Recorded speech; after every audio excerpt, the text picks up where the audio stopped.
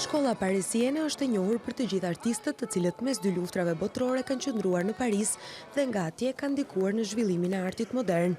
Kjo shkollë e artit parisian ka pasur një ndikim të madh mbi pasqyrën dhe zhvillimin e artit modern nga fillimi e deri në mes të shekullit të 20, pasi artistët bashkohor vendas kanë shkuar në Paris për studiuar dhe specializuar me qëllim që t'i zotojnë më mirë studimet akademike të arritura në universitetet dhe akademitë vendase për artin pamor.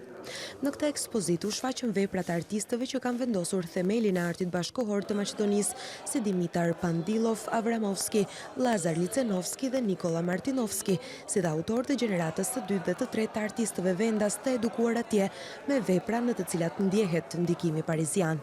Në një koncept të selektuar dhe preciz, si dhe prezantim të jashtëzakonshëm, janë ekspozuar vepra nga koleksioni i Galerisë Nacionale që nga fillimi i shekullit të 20 dhe kalimi nga arti i asaj kohe në atë bashkohor dhe modern. Kjo ekspozitë është organizuar në bashkëpunim me Institutin Francez në Shkup. Drejtoresha e Galerisë së Arteve Dita Starova Qerimi theksoi që kjo ekspozitë ka për qëllim rikujtimin dhe shpërfaqjen e faktit që lidhjet kulturore të këtij vendi me Europën edhe para shumë vitesh kanë ekzistuar.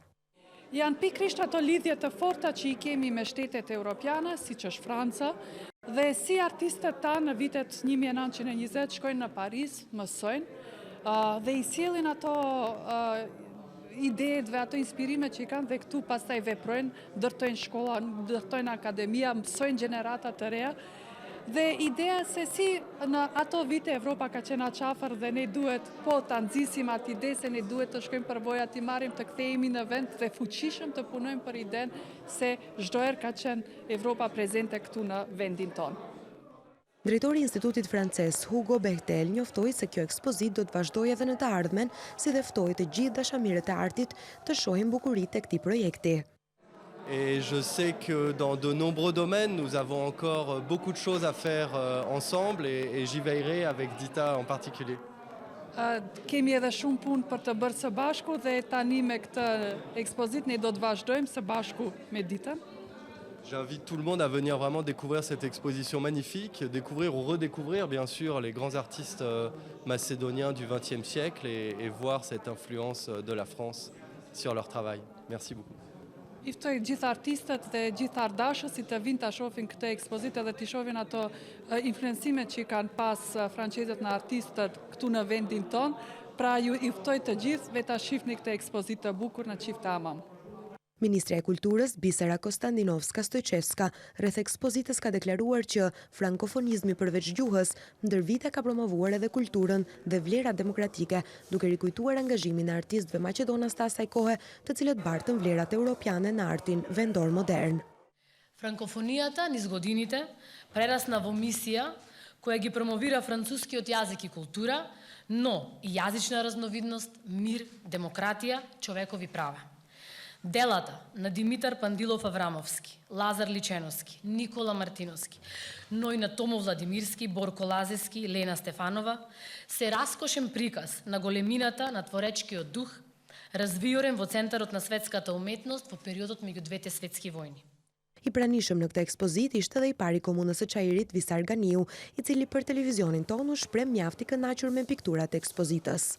Kuptohet që Shkupit dhe Republikës Maqedonisë së Veriut i nevojiten kësi organizime të tilla dhe mund të them që i ka arritur gjitha pritshmëritë dhe ne jemi të kënaqur për arsye se mendoj në një ditë shumë të rëndësishme, do thotë bëjmë një ekspozitë ku dy institucione, do me thonë Instituti Francez i ndihmuar edhe nga ambasada franceze dhe nga Galeria e Artave ku është drejtoresh Dita Starova, mendoj që kanë çka t'i ofrojnë, do thotë gjithë atyre artdashësve sot dhe njerëz cilët janë këtu të ne merren me trashëgimin kulturor e kështu me radhë, do thotë një moment i këndshëm për gjithë ata, por edhe për gjithë bashkëqytetarët tanë që të kenë mundësi ta vizitojnë këtë ekspozitë.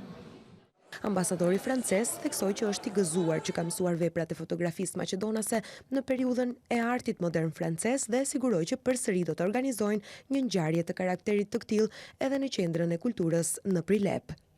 Je suis heureux d'être aujourd'hui avec vous pour le vernissage de cette exposition que nous avons choisi d'intituler « Reflet de Paris », un titre qui peut sonner poétique, mais qui, en réalité, est avant tout pertinent et dit ce qu'il veut dire. Јас сум навистина среќен што имам прилика денеска да бидам заедно со вас за отворањето на оваа изложба, што ние одбравме да ја насловиме како рефлекси од Париз. Наслов кој може да се чини малку поетски, но секако сметам дека е сосема одговара на тоа што сакаме да го направиме. Il y a presque un an, j'étais venu rendre une première visite à titre officiel à la Galerie nationale du Daoud Pacha Hammam.